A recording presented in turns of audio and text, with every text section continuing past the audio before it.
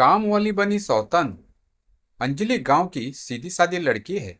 उसकी शादी को 2 साल बीत चुके हैं। उसके पति का नाम राजू है और वे दोनों शहर में रहते हैं। राजू वैसे तो नेक दिल इंसान है, लेकिन पराई औरतों के सामने वह पिघल जाता है। इसलिए अंजलि हमेशा चिंता में रहती है। ऑफिस से आने के बाद हर रोज अंजलि राजू का फोन चेक करती है। क्या अंजलि, तुम हमेशा मेरे ऊपर शक करते रहते हो? मुझे तुम्हारे ऊपर कोई भरोसा नहीं है। पता नहीं बाहर क्या क्या करते रहते हो। अंजलि को हमेशा शक लगा रहता है। इसमें अंजलि की कोई गलती नहीं है। ऐसे ही दिन बीतते रहते हैं। इतने में अंजलि गर्भवती हो जाती है और डॉक्टर साहब अंजलि को घर का कामकाज करने से मना कर देते हैं। अंजलि राजू से कहती है, डॉक्टर साहब ने तो मुझे कोई काम करने से ही मना कर दिया है। अब क्या होगा? एक काम वाली बाई रखनी होगी। तुम चिंता मत करो, मैं सब कुछ संभाल लूंगा।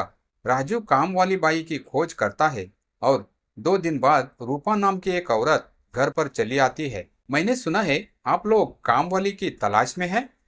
मुझे रख लो, मैं बहुत अच्छा काम करती हूँ। रूपा की उम्र 23 के आसपास है और वह बहुत सुंदर भी है। रूपा को देखकर राजू पिघल जाता है। हाँ हाँ, हम तुम्हें रख सकते हैं, बिल्कुल रख सकते हो। नहीं, रुको, पहले जांच तो कर लेते हैं कि इसका घर कहाँ है, ये आई कहाँ से है, उसकी क्या जरूरत है। अंजलि, अभी हमें काम वाली की जरूरत है, हम इसे रख लेते हैं। राजू अंजलि की बात नहीं सुनता है और रूपा को काम पर रख लेता है। रूपा घर के कामों में लग जाती है, मगर उसके काम से अंजलि बिल्कुल खुश नहीं है। वह हर काम आधा अधूरा करती है और काम से ज्यादा समय सजने धजने में लगा देती है। राजू तो बस रूपा को देखता ही रहता है। राजू, अभी तक तुम तैयार नहीं हुए हो? आज ऑफिस नहीं जाओगे? नहीं अंजलि, आज अच्छा नहीं लग रहा है। अंजलि आराम करती रहती है और राजू बैठकर पूरा दिन रूपा को देखता रहता है।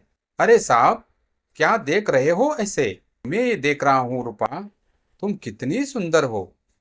ऐसे ना बोलो साहब, मालकिन सुन लेगी तो बवाल हो जाएगा। तो फिर आज रात को जब तेरी मालकिन सो जाएगी तब घर के बाहर चली आना। हम दोनों खूब गप्पे लड़ाएंगे। जहां राजू रूपा का दिल बहलाने में लगा हुआ है और उधर कमरे के अंदर बैठकर अंजलि सोच रही है, आखिर राजू को हुआ क्या है?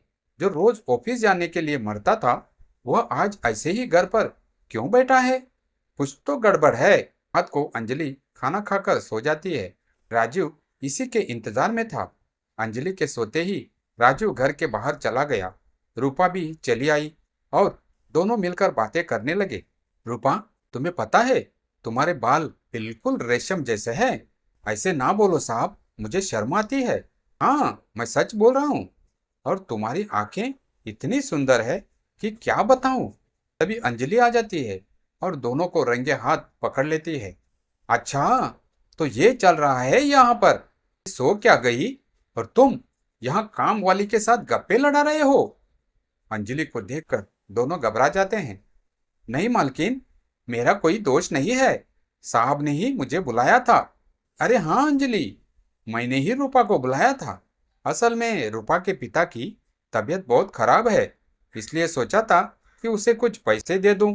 ये लो रूपा, 2000। अब जाओ यहाँ से। रूपा पैसे लेकर चली जाती है, लेकिन अंजलि का शक नहीं जाता।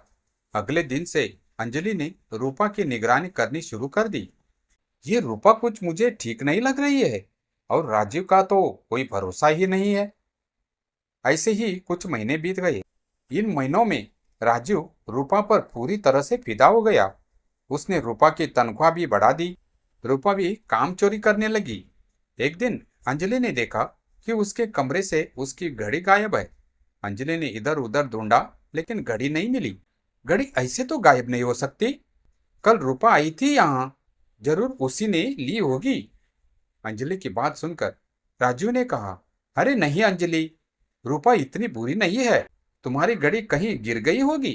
राजू मानने को राजी नहीं था कि रूपा ऐसा कर सकती है।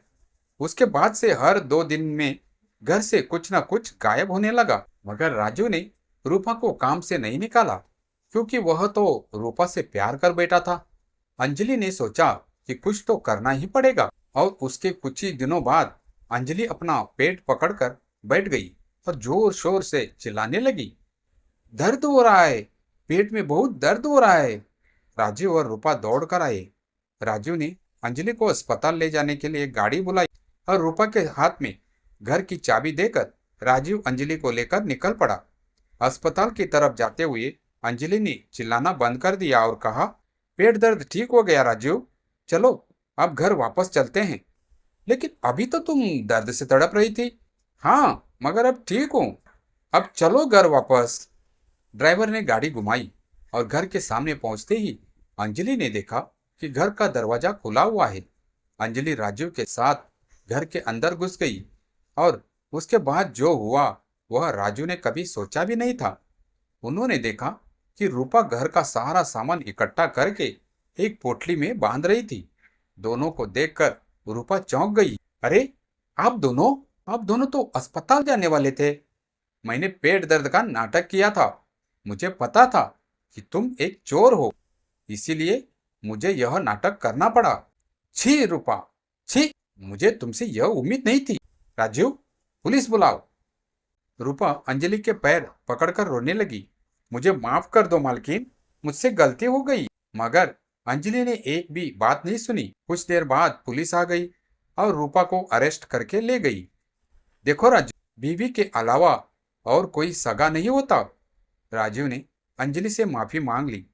मुझे माफ कर दो अंजलि, आज मुझे समझ में आ गया है कि इस दुनिया में अगर कोई मुझसे सबसे ज्यादा प्यार करता है तो वह तुम हो।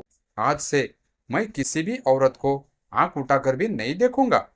राजू सुधर गया और उसके बाद से उसने और किसी औरत से बात भी नहीं की। कुछ महीनों बाद दोनों को एक बेटा हुआ और सभी खुशी खुशी रहने लगे।